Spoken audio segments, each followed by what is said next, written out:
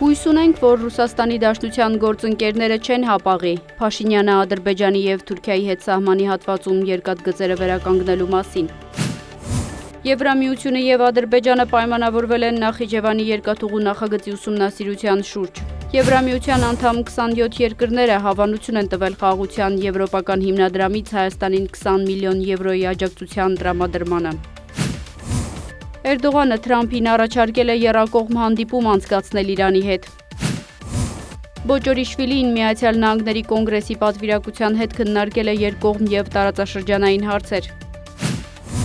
Ռուսաստանն ու Ուկրաինան զոհված զինվորականների աճյուններ են փոխանակել։ Աբու Դաբիում Ռուսաստանը և Ուկրաինան կբանակցեն երկկողմ ձևաչափով, Ռուբիո։